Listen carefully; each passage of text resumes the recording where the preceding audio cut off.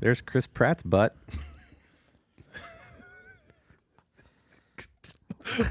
On Instagram. All right. For some reason. Chris Pratt's butt has an Instagram? Not in person, fans.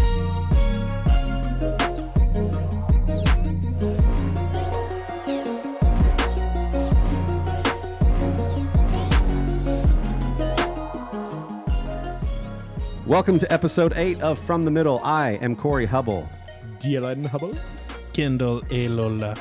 And we are middle-class guys living in the middle of America, in the middle chapters of our lives, with a point of view that's somewhere in the middle. We are excited about another episode. These guys were busting my chops since I talked so much in the last episode. They're like, of course, it's Corey's turn to do the intro.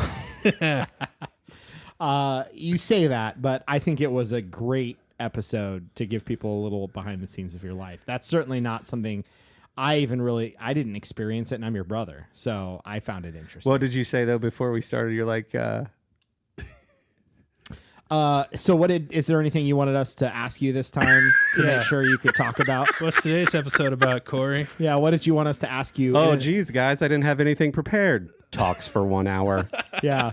I just went hunting. Why don't we bring that up organically? Yeah, let's talk about bow hunting. No, that's funny. No, that was fun.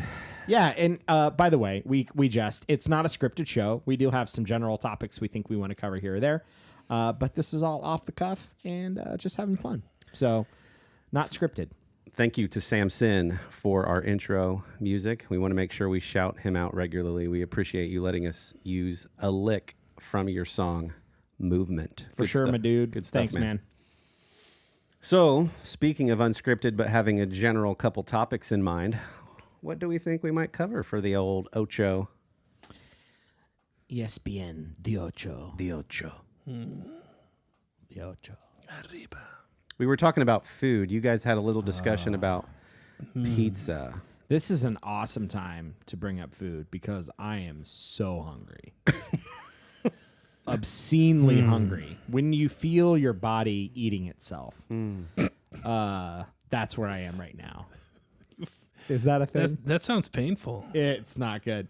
Well, we were kind of joking earlier that enough people around me have told me that I'm a pizza snob that I must be.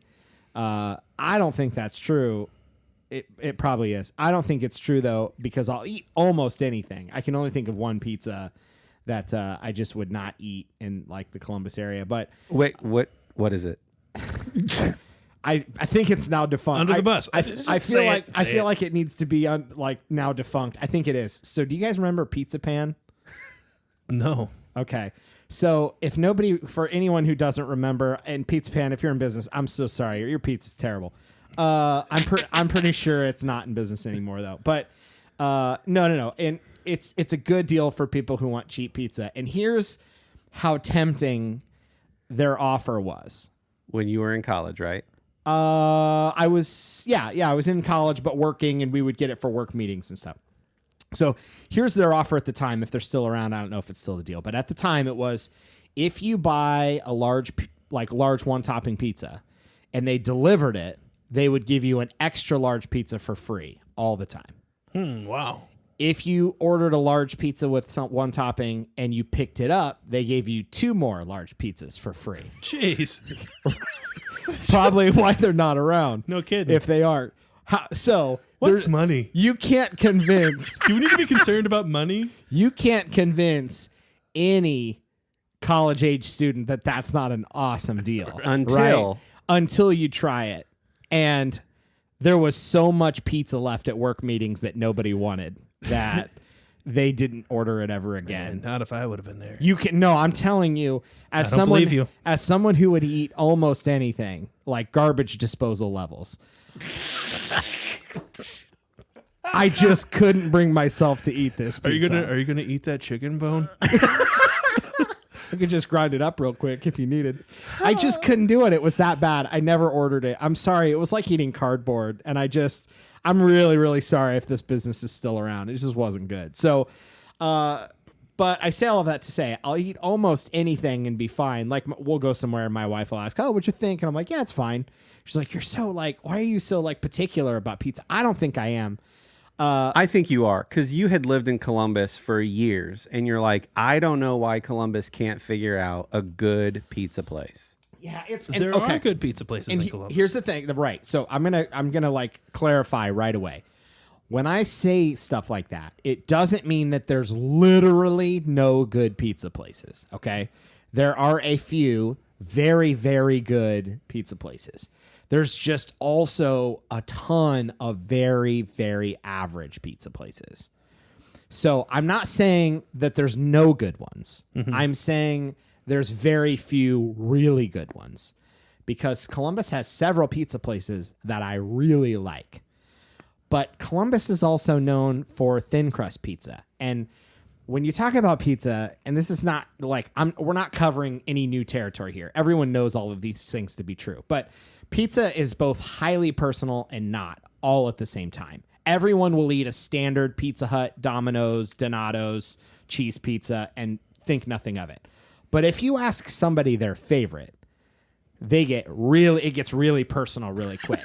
Like, I want garlic Parmesan wood brick oven pizza with, artichokes and balsamic vinegar. I mean, it just, like, our mom loves, like, white pizza, right? So, like, white sauce. Like from wood-fired pizza, there's a really good... Yeah. Like, so they like onions and, like, is it chicken and pineapple or ham? It's like pesto chicken white sauce, kind of this configuration. That they make. Right. So, like, not standard pepperoni at all. So it gets highly personal really quickly. It's one of probably the most polarizing foods if you're not just like, hey, everybody eat this pepperoni pizza. If you're actually talking about what do you love, where do you love it from, what do you like on it.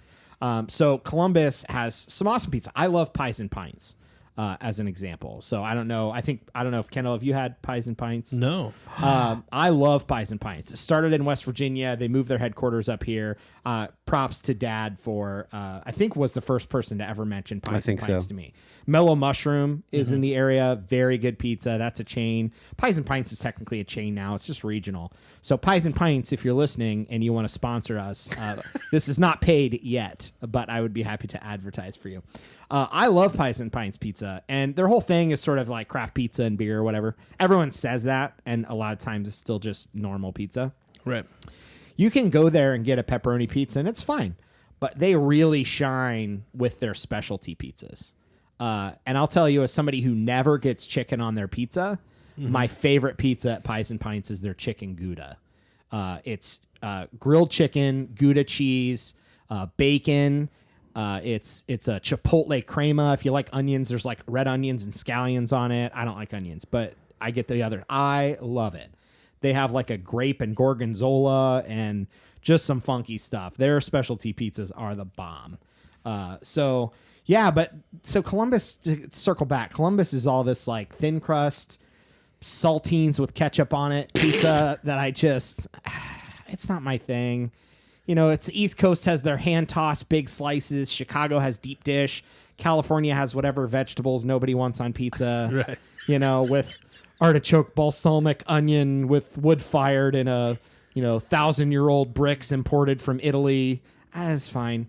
I just not a thin crust person. I'm in the wrong region for pizza at the end of the day. Yeah. Well, so a lot of the thin crusts they're not all the same. Now, so I'm actually part of a Facebook group that is a group of connoisseurs of pizza, right, locally, and it's kind of come up on there, and kind of what you said is that and this is, my wife says this about me, and I very much disagree with her, that I am particular about, like, if I'm choosing what pizza I want to buy, like, I am particular about it, and I have my reasons. I'm the same way with coffee. Like, I'm picky about the coffee that I am going to make for me. And then, like, people think like people who know that about me, that like I love coffee, and I like experiment with like different like single origin coffees from different places. Yeah. And I'm picky about when it was roasted and that kind of thing. And that's just that's like what I want to do at home, making coffee for me. And people who know that about me, I'll go to their house and they'll be like, So will you even like drink my coffee? Like, yes, I will drink your coffee. Like, Yeah. it's not. Just because I'm going to loathe every minute of it doesn't mean that I won't drink your can of No. Old So Folgers. I mean, I like a crappy diner cup of coffee as well. Yeah. I can like all kinds of coffees, but if I'm going to make coffee for myself at home, I have my way of doing it. And the same thing with my pizza. If I'm going to order pizza, Yeah. if I'm in charge of ordering it, like, I'm not going to get Pizza Hut. Like, I'm just not going to do that because Pizza Hut's maybe a bad example because I actually don't like Pizza Hut, but Yeah. but most other places I'm okay with. The thin crust I like, but there's not all of them are like crispy crusts. I think actually very few of them are actually like crispy, snappy kind of crusts. I actually appreciate the ones that are the crispy and snappy kind of crust. So like if you're listening to this and you don't know what I'm talking about and you're thinking Donato's, you're thinking of the wrong thing. Yeah. Of what I'm trying to describe here. And there's a couple popular Columbus thin crust brands that everyone defaults to. yeah. And they, cornmeal on the bottom of the Right. crust thing, like that's their shtick with the saltines and whatever. But you still got local favorites. I do have my local favorites actually are, well, not all of them. My top favorite is not a thin crust. Not a thin crust. Are you a thin crust guy, Corey? This is where I represent the masses because I will eat a pizza. I never want pizza as much as everyone else wants pizza. Yeah, you guys, I'm okay having it a couple times a month. I like it. I don't dislike pizza. But it seems like the people around me, my wife, want pizza way more often. Yeah. So I have less opinions about pizza because I'll eat pretty much whatever. I don't like Chicago style. Not a deep dish person. As a guy who loves bread, my favorite food on planet Earth is bread. I don't want bread with some pizza toppings on it. Mm-hmm. I love the floppy New York style big triangle of pizza. That to me is the best. And I like thin crust, but I'm definitely not a deep dish fan. So I'm enjoying hearing you talk about it. And I have lots of questions about your Facebook group that you're a part of. Yeah. And I like my preferred is hand tossed.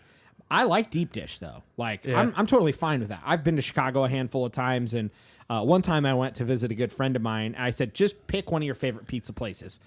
Fully expected a deep dish something. He's a huge pizza guy, and we went to a Wait, is he a huge pizza guy Like me? or a huge pizza guy? Like me. yes. Where was the comma in that? I It was just being funny. So fully expecting him to pick a deep dish place, we went to a restaurant called Peace, and it was all hand tossed, and I was like so excited. Like, this place is really popular in Chicago as a non deep dish option. But I've had like Giordano's type, Right. Like, it's great. I'm fine with that. But my preference is hand toss. I've heard from someone from Chicago had I don't know if he was quoting something or if he was witty enough to come up with this, but he was actually talking. We were talking about Columbus pizza, which Columbus people. There's a lot of people in that group who like call it Columbus style pizza, and it's like you realize this is everywhere. Yeah. Like, we didn't invent this here. What are they calling Columbus style? The thin cracker crust pizza. Like Donato's. Like Donato's is from but Columbus. crispier. Yeah. What Donato's used to be, kind of. Okay. Donato's has changed. But in any case, like he was like, yeah, we have thin crust in Chicago, and it's actually a bigger deal. And the way he put it was the thin crust places in Chicago is what Chicagoans are actually eating. The deep dish is what we feed the tourists, Right. is what he basically said. Right. So maybe by going to Peace and getting some hand tossed in Chicago, that's why it was such a popular Yeah. restaurant. Yeah. Because I was getting what the real Chicagoans eat because he knew Could where be. to go. Yeah. I don't know. Like I'm going off of what some guy said. Yeah. So to this Facebook group that you're a part of, Yeah. do they have like heated debates? The first time when I was first accepted into that group, My very first. Accepted? It's not open? It's not open. Do you have to take a test? I requested to join. Yeah, I think. Were there questions? Did you? No, I don't remember. I didn't have any that I saw. Okay, I don't remember. But anyway, it was a while ago. The very the very first thing I posted was completely new to this group. Was basically just like a hi, thanks for adding me. Here's my favorite pizza places, and I had made some comment at the end. It's like that was like, I'm hoping to find other people around here, because one thing about the thin crust pizza, the quote unquote Columbus style, is it's cut into squares and rectangles, what they call a party cutter out here. It's not cut into triangles, and that's like most places around here are cutting their pizza that way. And I'm like, I made some comment about like, and I like pizza cut in triangles, which is the way God intended. Oh, Lord. I kid you not. Like, that was me, brand new person, a member of this group, posted that. Hundreds of comments. Oh, my God. Many of which are like hating what I just said. And I thought it was hilarious. So like, oh my goodness. I try not to, this is one of the reasons why I stay off Facebook, because then I just like it's like, oh, this is kind of fun. So I just kept the conversation going. Tried to keep the hate rolling. How many people are in that group? A lot. It seems to be pretty popular. Like tens of thousands? I'd have to look at it. It doesn't. I don't even know how. 12.9 thousand members. 12.9 thousand. Wow. So it's local to Columbus. That's so good. Like, There's a group for everybody. That's right. yeah, and so, like, I have what I would prefer to order. Like, I know when my wife and I moved, we're just outside of Columbus now. It was like a big deal to find a local joint that I really, really liked. Yeah. It's one of those things that it's a little bit of the Cheers effect. Like, you enjoy, everyone wants to go someplace where people know their name, but once you've moved and you found your local pizza place that you like, I'm not knocking the chains, but that's not just a chain, it's something about that makes your new home feel more like home. Like having your local, like, that's where we go for pizza. Cause we're big. We probably get pizza once or twice a week. It's fairly frequent cause it's fast. It's easy. We found a place we like. We have the toppings we like. We've tried some of the other stuff on the menu, but, and I go in now and just, I know the guy by name because it's always the same guy taking my order and taking payment. And, he always says, sir. And I'm like, it's just Dylan. It's fine. I'm going to be in here a lot. Like, you don't have to use sir. It's cool. But like, what's your go-to toppings at your go-to place? So wife and kids are out. You're ordering a pizza just for you. What are you getting? Just for me, it's going to be one of two things. So usually I just want straight up pepperoni. And I feel like that's a good way for me to compare places. Yeah. Just get pepperoni.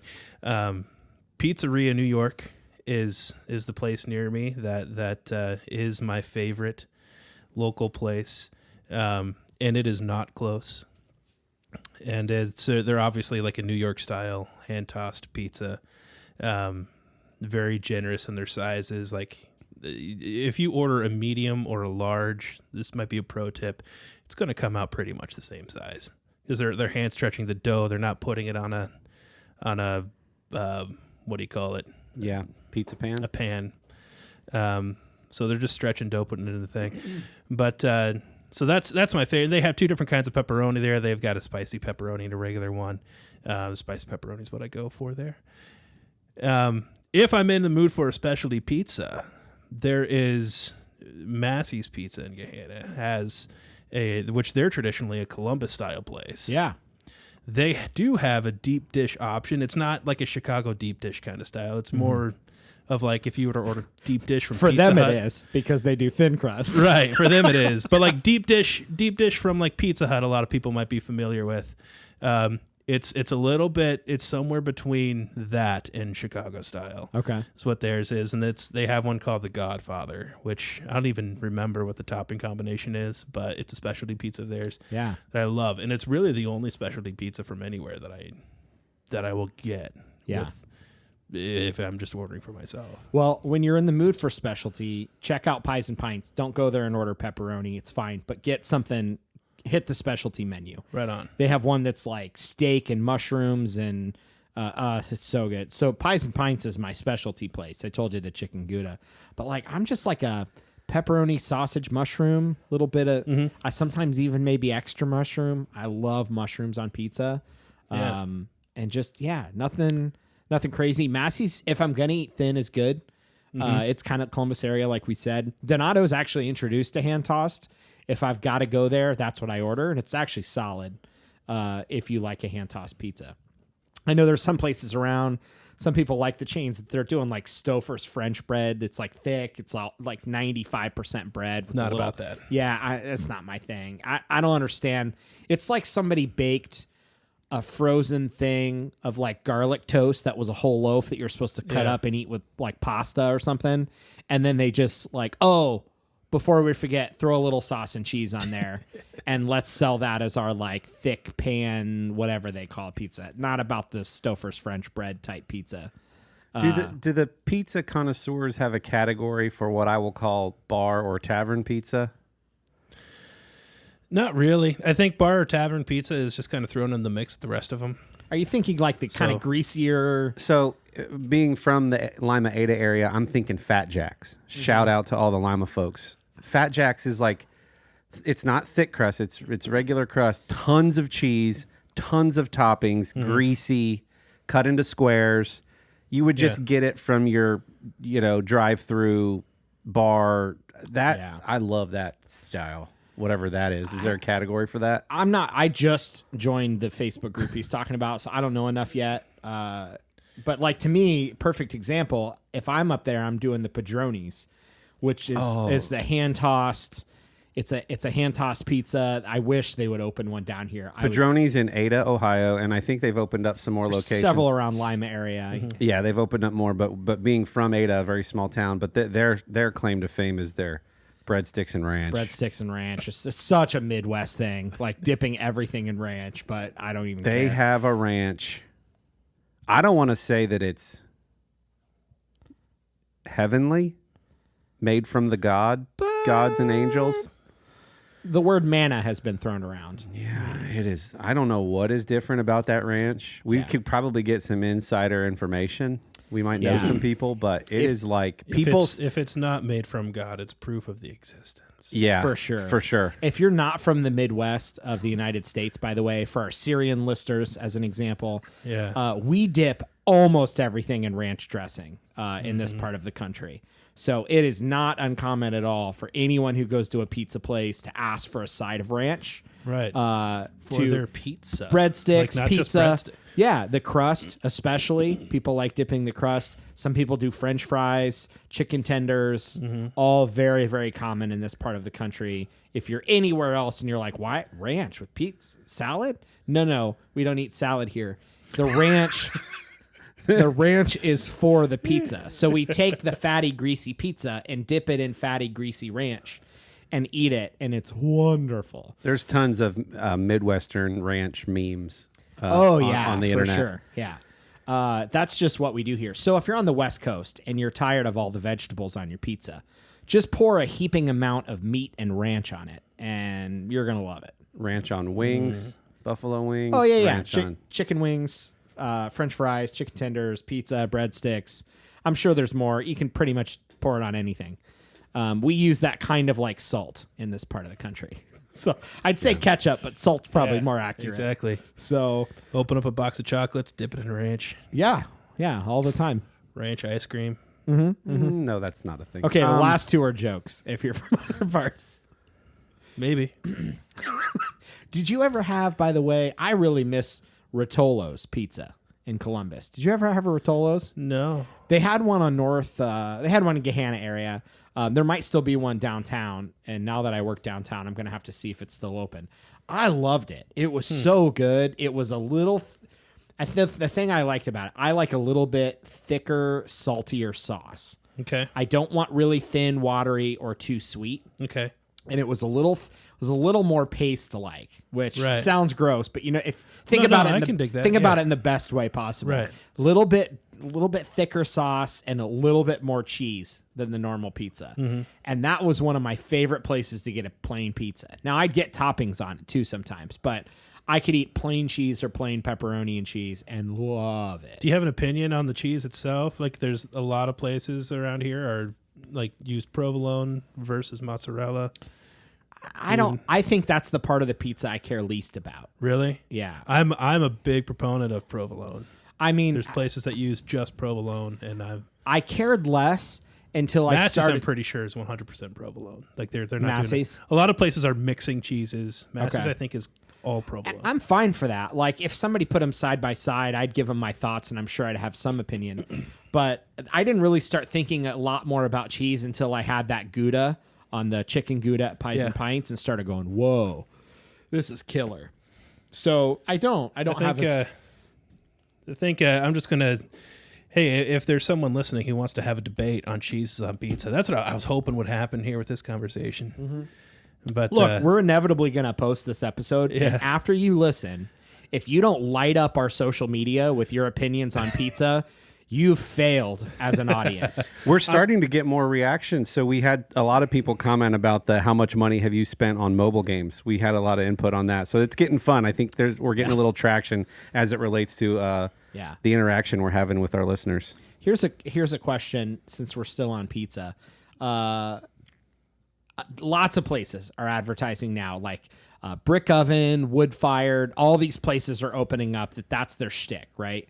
No other pizza place before all this whole explosion of these places cared about telling you how they were making the pizza that much. Like it was like, hey, we got pizza and it's good. And all these places, wood fired, brick oven, are opening up. They're advertising that's their thing. Mm-hmm. I find most of them to be more bland than most of the pizza I've been eating the rest of my life. yeah, And I don't know what it is. Like I went to a place, I won't call them out because I know they're still open, but I went to one of these places that's like, Why stop now? Pizza Pan I thought was closed. So so this place is like, oh, we use this traditional style oven from Italy, and all of our ingredients are fresh, never frozen, and we're using. And I was excited, like this is going to be killer. And so it's brick oven, whatever. You can go build your own pizza like Chipotle, but with pizza ingredients. And I got a meat lover's pizza and had them add mushrooms. Mm-hmm.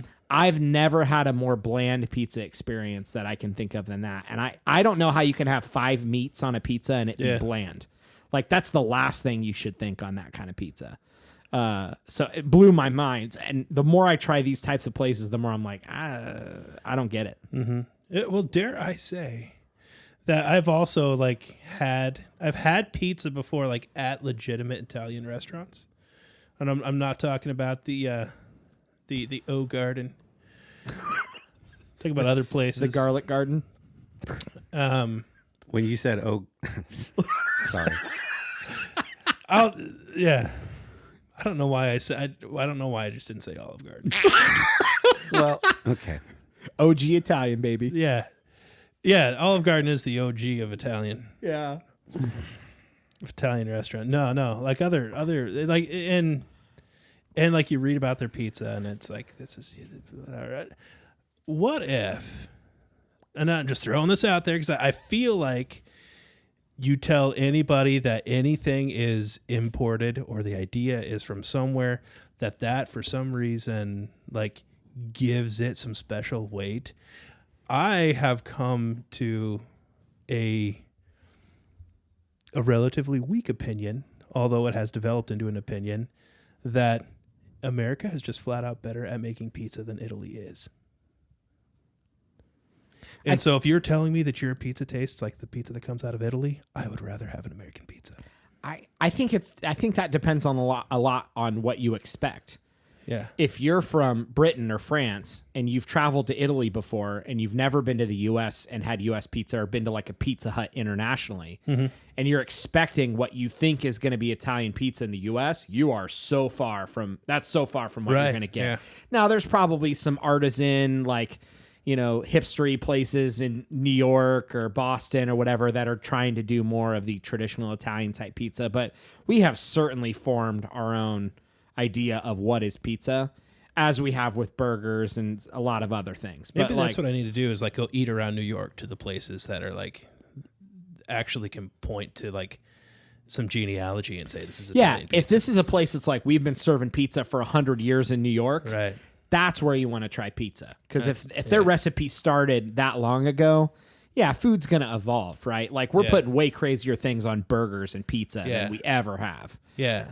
So yeah, we're just in a whole different life of pizza. And isn't some of that like what you grew up on? So like nobody's lasagna will ever be as good as your mom's lasagna because that's what you grew up on. So is some of your opinion colored that even though it's a weak one? Maybe. I actually like, especially when it comes to food, but other things as well. Like, I don't know if it is like I went through a rebellious stage that I just don't really remember. But like, no, a lot of my favorite things today are the opposite of what I experienced as a kid.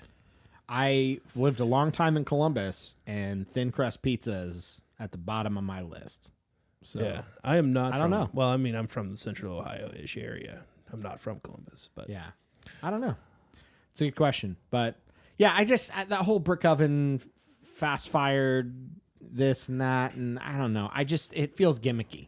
Well, that's what I was getting ready to say. We have to recognize that there's a marketing piece here, and Yeah, that's true. Millennials are driving commerce. So, what sounds cool to a hipster is going to draw a crowd.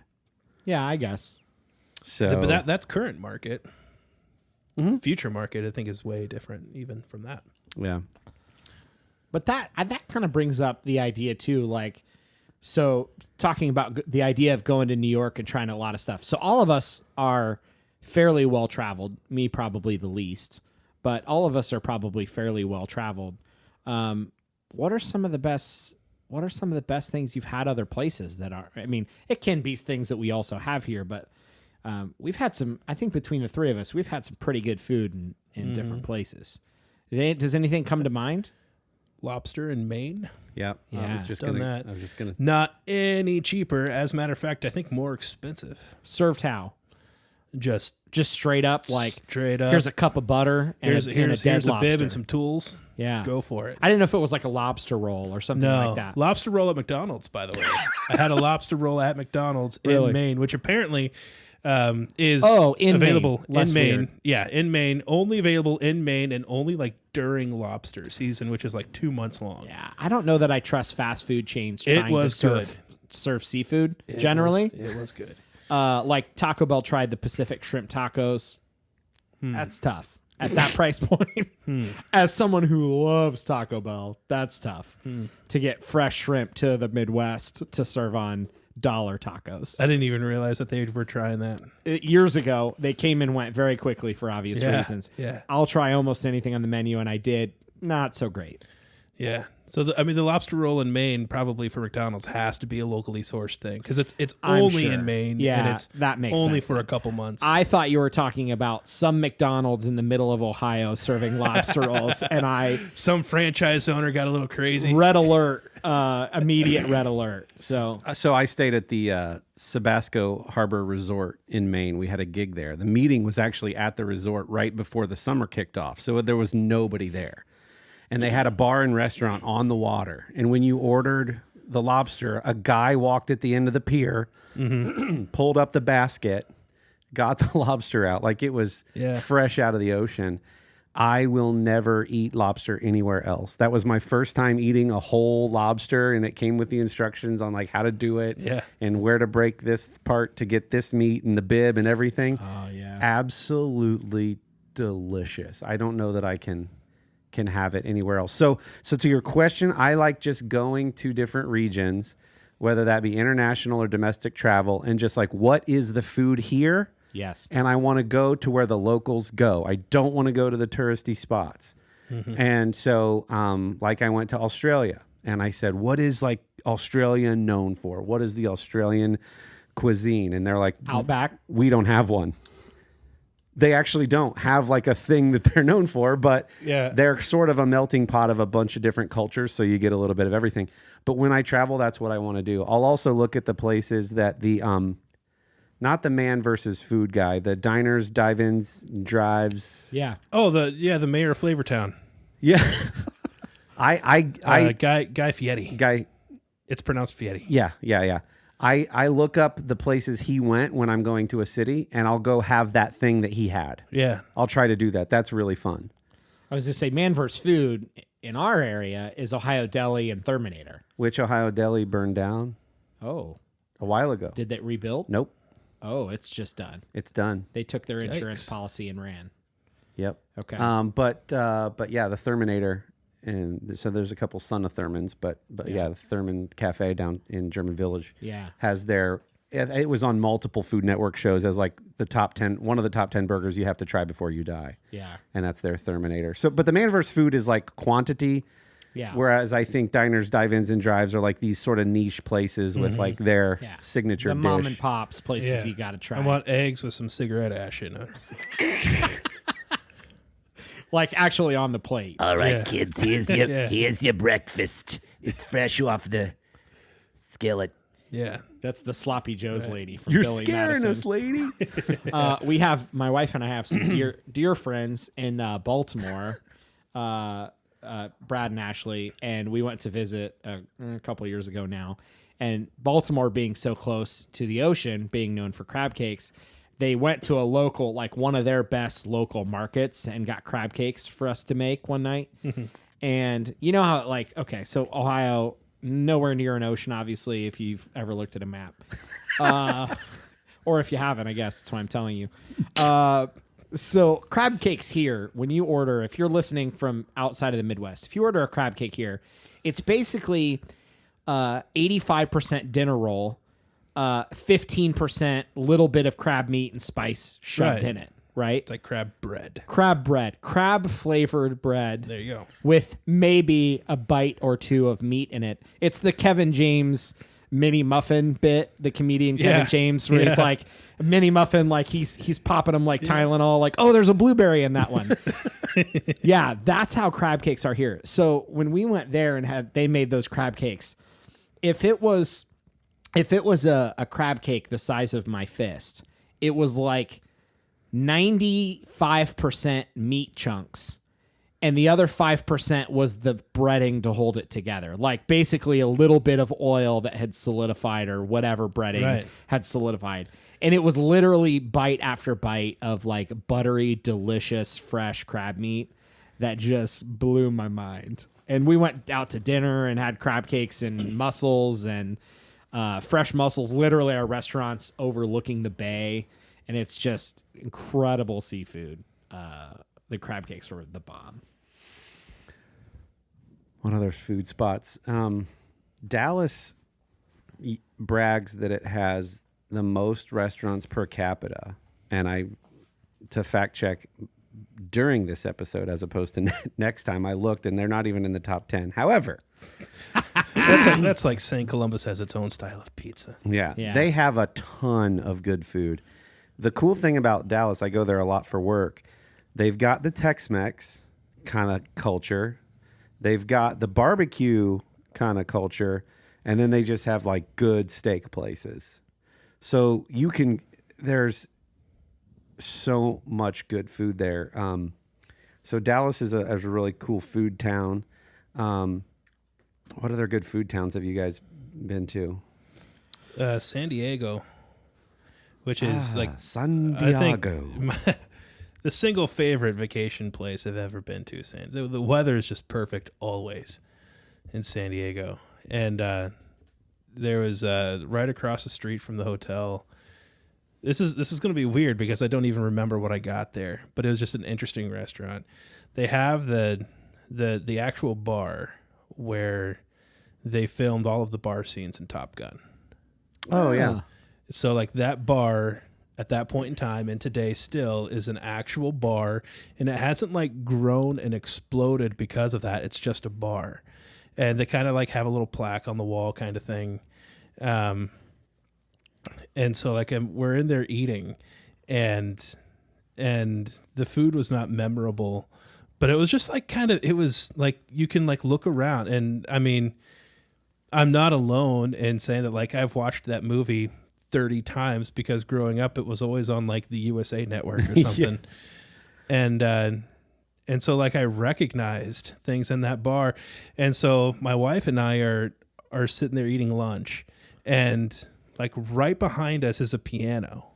And I'm like, I wonder. The one that Goose sits at? So I looked it up, and then like I asked somebody, and like in everything that I'm seeing on like Reddit and everything, and the person who I asked, our waiter, verified that that is the piano. Like they were in here and they decided like how about Goose plays that piano, and they rolled the piano up, they moved it to a different area, and like cool. that piano was sitting right there. So my wife and I did the touristy thing, and like it wasn't like roped off or like this isn't like a historical site. I thought it was probably because like there's so many locations like that. Like Southern California is probably just rife with scenes like that. But so like I sat down at the piano and played it for a minute, and like my wife, and then I sat down at the piano and like because there's this scene in Top Gun where Goose is sitting there playing the piano, and then his wife is like sitting on his lap, and he has his arms around her. He's kind of playing. And so my wife and I like recreated that scene and had the waiter take a picture. Of course. So we turn those places into museums here because they don't shoot movies around here a lot. Exactly. That's true. The Christmas Story house is up in Cleveland, right? Yeah, that the house sounds from right. A Christmas Story. I know a couple good places. My wife and I honeymooned in Charleston, South Carolina. Not West Virginia, unfortunately, South Carolina. And a friend of my mother's, maybe a friend of mine now, I don't know. He was a Zagat. do robots have friends?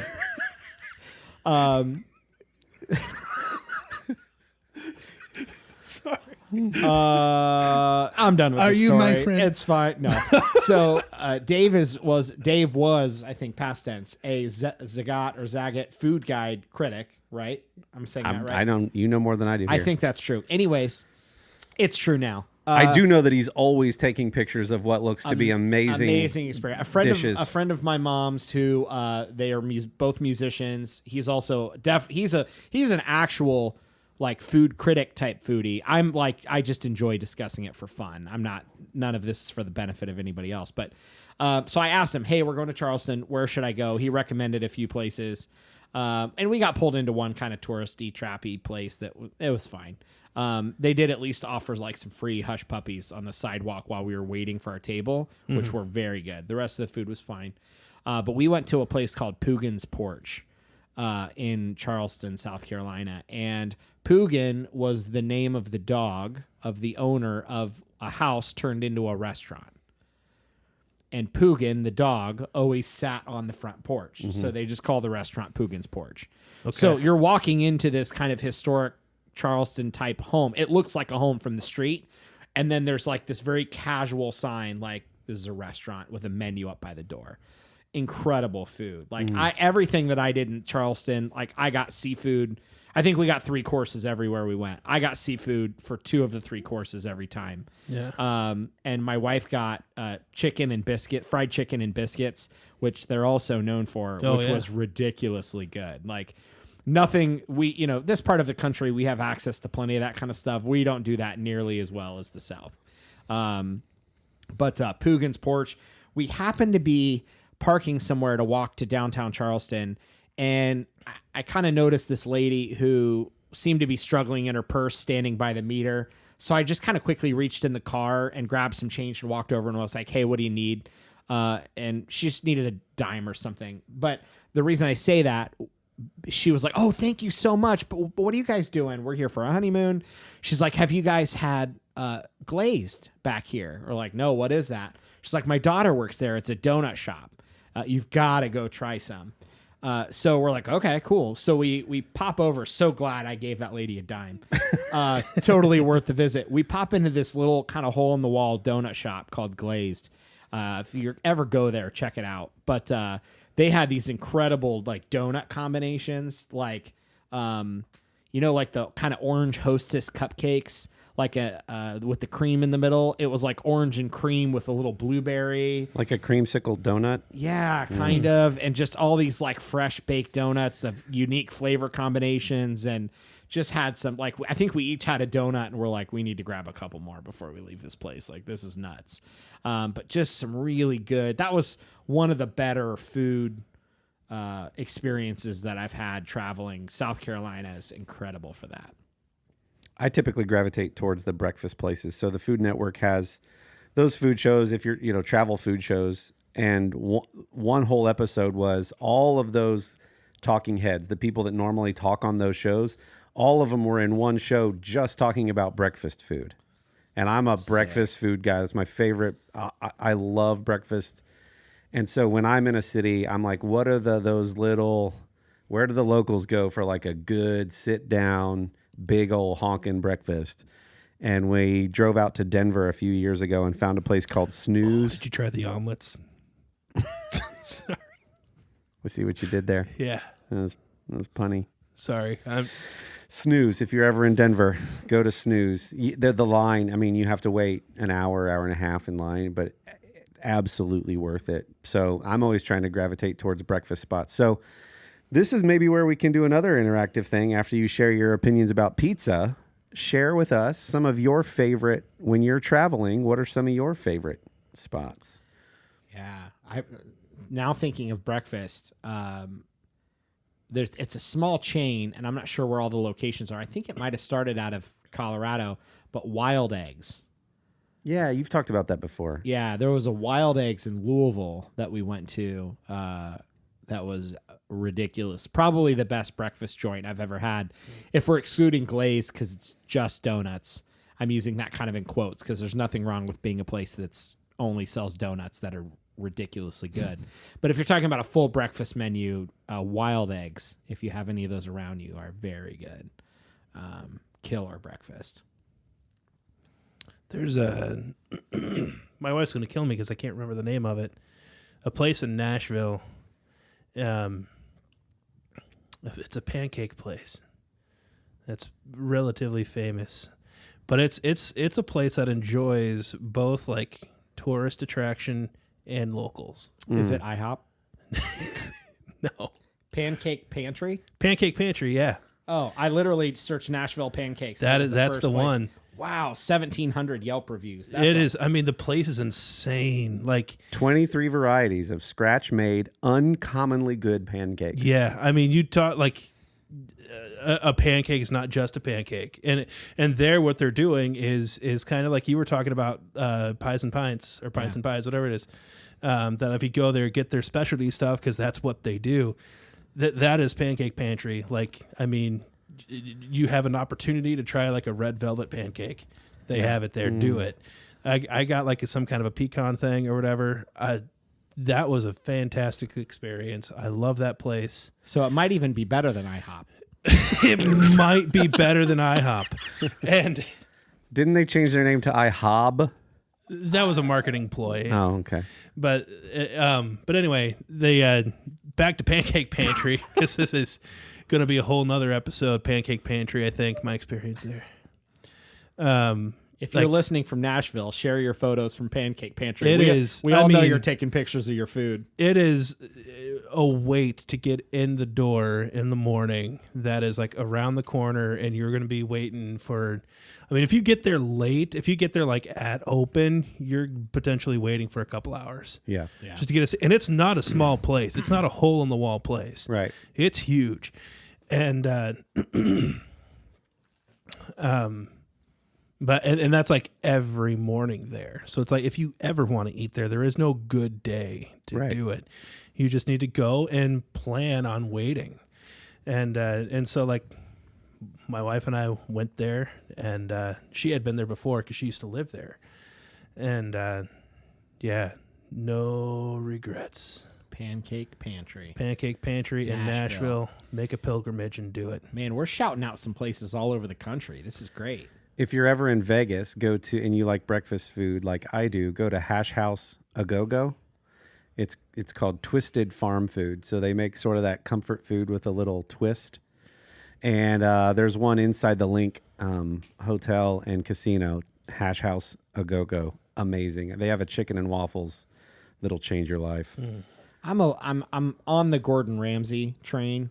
I enjoy his whole thing. And I want to go to one of his restaurants at some point. I think the most approachable for me would be his place in Vegas called Burger. I think it's just BURGR.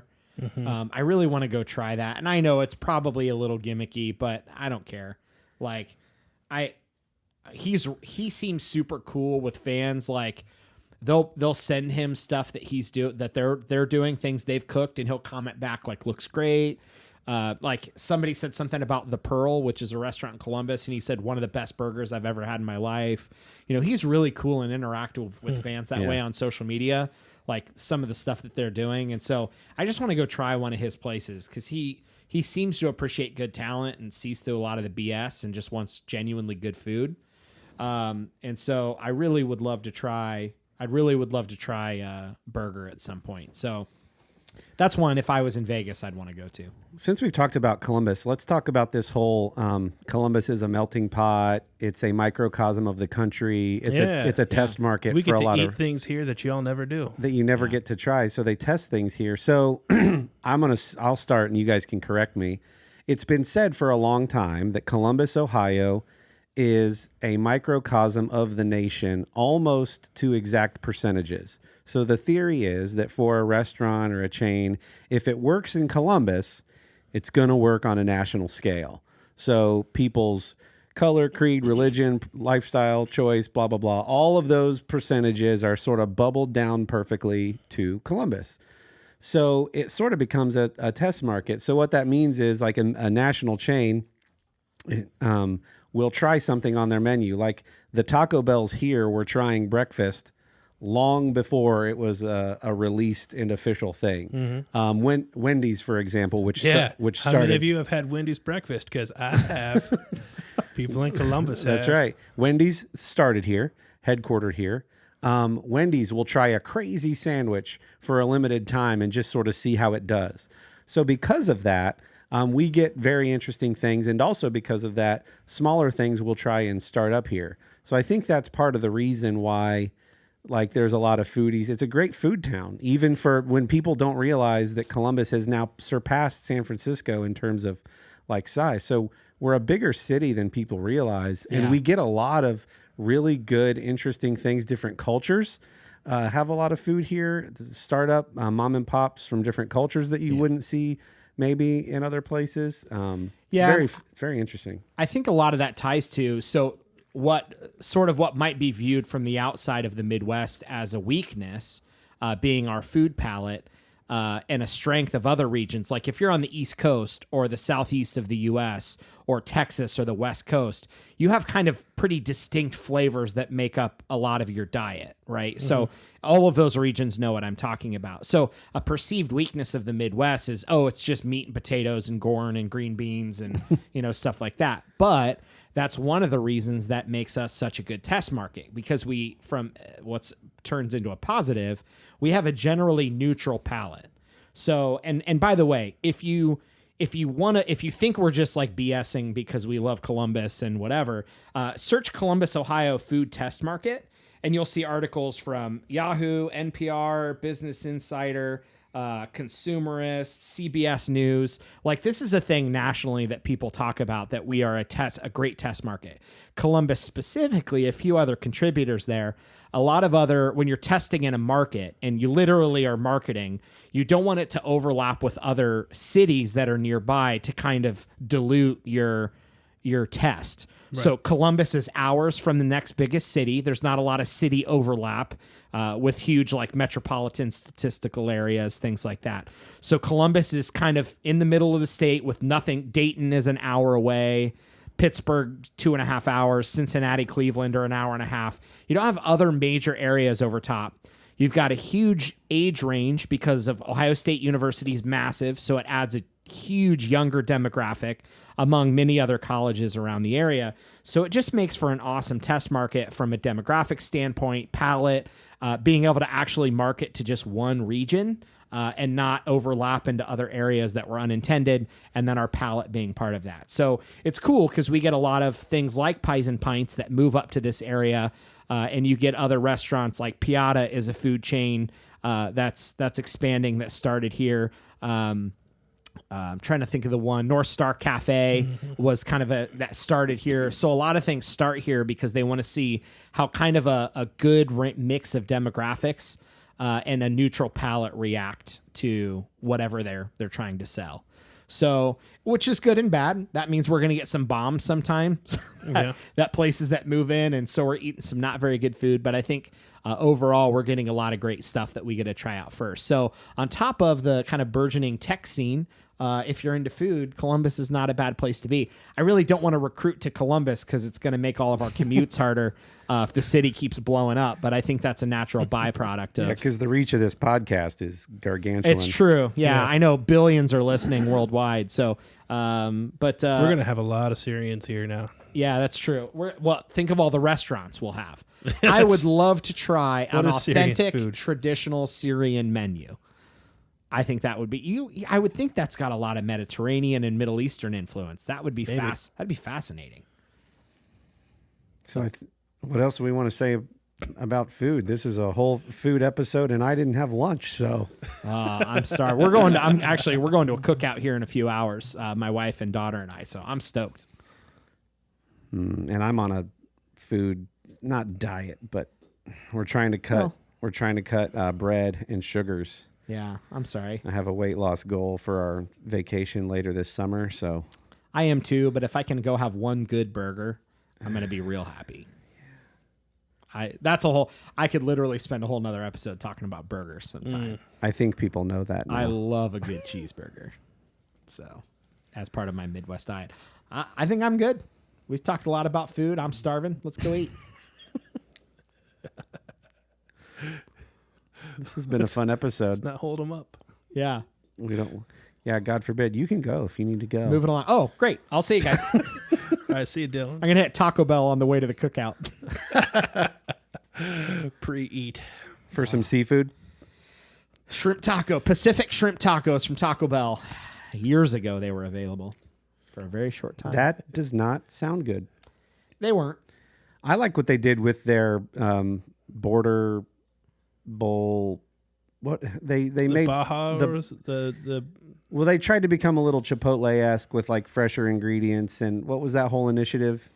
Yeah, I think they started basically they got a culinary chef to cantina menu. Yeah, Cantina. cantina menu. Yeah. Yeah, they got like a chef to come in and like what would happen if we started adding like a little cilantro and lime to our rice instead of like the traditional, like I forget what you call red rice, like Spanish rice is Yeah, what it's essentially normally it's called. like it tastes like rice and enchilada sauce. Yeah, exactly. So yeah, they started kind of redoing some of their sauces and seasonings and rice bases and offering. They never used to have black beans on the menu, and now you can get black beans. And so, by the way, if you download the Taco Bell app, you can like crazy customize and order ahead of time, and don't have to have the person at the drive-thru like, okay, now add black beans and add cilantro rice, but take away this thing and add way better system. And you know what you're talking about as it relates to Taco Bell. Taco Bell pro tip. I know. Yeah. Use the app, custom order there. You can do anything to anything with their menu. It's awesome.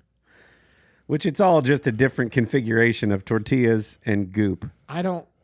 You say that like it's bad. I don't hear a downside. It's delicious in what you just goop. said. How do you want your beans, cheese, and tortillas? In what configuration? With or without meat. Hey, you just sent me an article about how Taco Bell is like the most healthy friendly chain restaurant you can go to, which they were doing before it was cool because I was there. Yeah. Like they've been offering the fresco. If you don't know what the fresco menu is, take dairy off of any item. Just say add fresco.